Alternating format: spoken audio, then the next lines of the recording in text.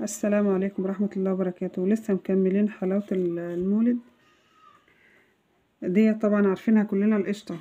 شايفين القشطة؟ شايفينها عاملة ازاي؟ اهي بنشتريها الحتة بقد كده، يعني نصمم الحتة دي ب18 جنيه اهي.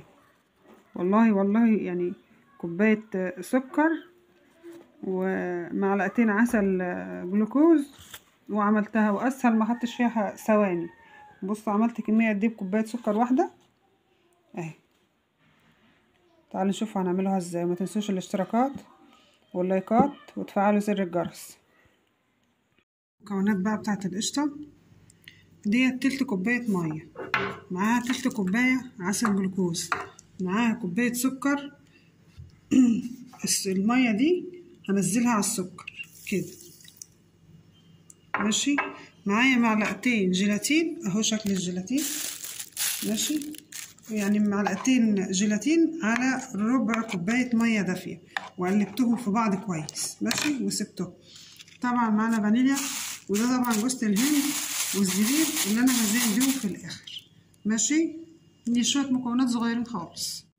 على السكر والميه هسيبه يدوب. هنا السكر والميه وهنزل عليهم العسل الجلوكوز، نقلبهم مع بعض حلو وبعدين اولع عليه. العسل يغلي اهو، هعدله دقيقتين واروح مطفيه عليه على طول اول ما يبتدي يغلي. انا هنا نزلت الجيلاتين في بولة ستانلس ماشي، وهنزل عليها بقى العسل وهو سخن اهو. هكون مجهزة المضرب، اضرب بقى لمدة حوالي 12 دقيقة. كل ما بضرب كل لونها ما بيبيض هفضل اضرب فيها لحد ما تبيض كده. هرش رشة فانيليا. شايفين الحلاوة القشطة بيضت ازاي؟ شايفين القوام بتاعها بقى؟ بص بتنزل ازاي على مهلها كده. هي خلاص بقت تمام كده. انا خلصتها. جبت هنا بقى في الخطوه دي، انا بشتغل على طول قبل ما تنفش مني ماشي. جبت علبه بلاستيك كده، حطيت فيها كيس ودهنته زيت، اي علبه مربعه عادي، ورشيت فيها جوز الهند وزبيب، وهروح منزله الخليط كله عليه. الخطوه دي زي ما قلت لكم محتاجه سرعه عشان ما تنفش ماشي. انا كده خلصتها. نحط لها برضو زبيب من الوش التاني ماشي. احنا بنحبها وبتبقى غالية صح ولا ايه؟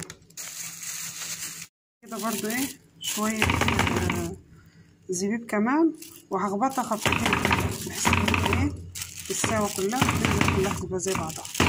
هي كده اصلا اول ما تمسك خلاص. وبعدين انا دهنه الكيس زيت عشان ما تمسكش في الكيس واعرف اطلعها.